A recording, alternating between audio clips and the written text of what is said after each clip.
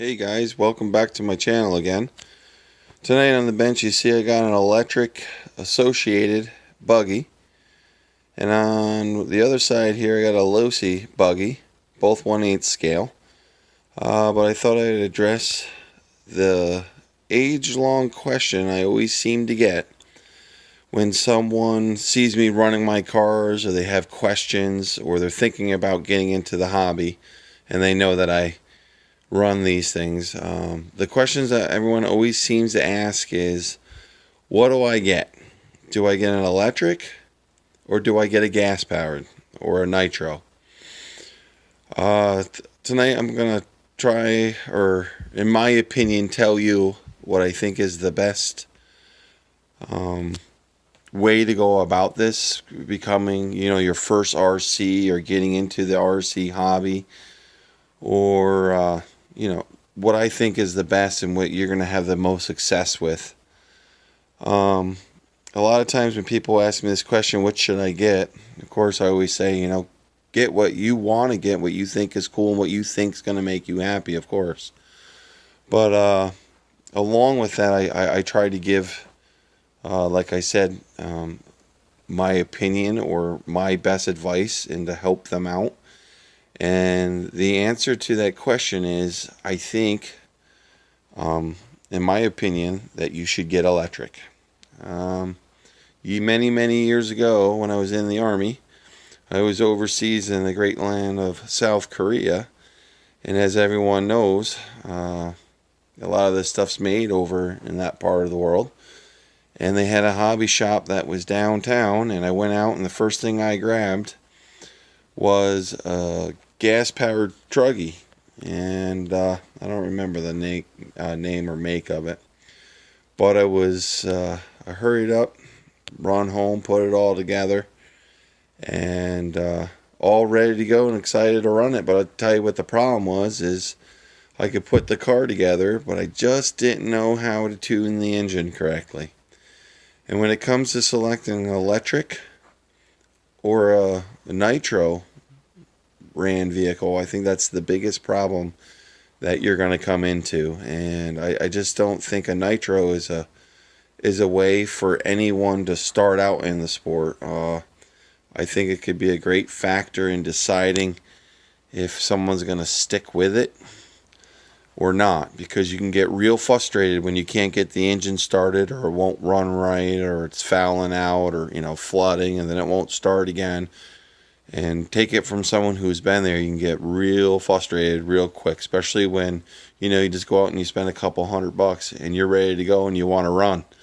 The last thing you want to do is sit there and pull start something, or keep bouncing something off a start box over and over and over again, trying to figure out why the heck won't this thing want? I just want to run it. So in my opinion, I think the electric is the best way to go. Like I said, reason one is you're probably going to have problems getting the engine tuned and running, and being new to something like this, and the excitement of wanting to run an RC, you want to just go. So an electric vehicle, you charge the battery, you put the battery in, you turn on your remote, turn on your car, and the car is ready to go every time. And I think that's going to give you the most success. Another reason I would say electric over gas is cost. And these two models here on the bench, what I'm about to say doesn't apply. This is I guess this one breaks the rule, but most of the time the nitros are more expensive, especially if you buy them in kit form, than the electric. The associated here I think I got for $500 and change, and this ready to run, minus the battery, but already had batteries. And the Losi here, the Nitro, was actually $350. But keep in mind, I had to buy an igniter. I had to buy fuel. Bought a gallon of fuel for $40. And that's expendable. It doesn't last forever, the fuel. Where in a battery, you can have, if you take proper care of it and you do the proper maintenance, and when you're not using your battery discharge, your battery will last for a long time. Where on the other hand, with the Nitro, fuel burns, it's gone.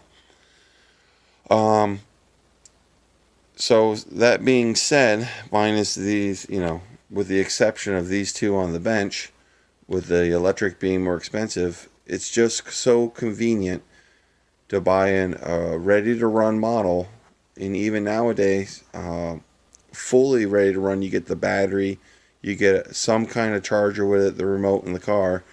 You charge up your battery, an hour or two later, you're ready to run. And with that said, in my opinion, if you're starting out with RCs, electric is the way to go. I hope this helps someone out. I hope it helps get someone into RCing and racing or bashing or whatever you're looking to do. But I hope this video helps you out. And like I said, in my opinion, the electric all day over the Nitro.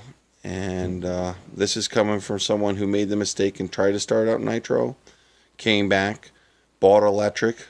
It pulled me back into the sport to where now, or should I say hobby, now where I'm addicted, and now I own both. And with the time and as I gained experience and more patience, and I've had fun in the hobby for a while, I've now taken the time to learn how to tune the Nitro and everything else. And the sounds are great, and don't get me wrong, I'm not saying either one's better than the other one. I want to say, starting out, if you're new to the hobby, electric is the way to go. They're both great cars, both great fun factors. I enjoy running both of these cars and have a great time, and the Nitro just it brings a whole new aspect to it with the sound and the smell. And the testosterone starts flowing when you hear that motor going and it's screaming across the field. It just gives you a whole new thing and adds to the hobby. I'm just saying in this video, in my opinion, electric is the way to go if you're starting out in this hobby and you have very little experience with RC cars. Buy an R2R, charge the battery, throw it in, and you're ready to go. Alright guys, till next time, thanks for watching. Please click the like button, and please everyone, please hit that subscribe button. I'll see you guys next time, and thanks again for watching.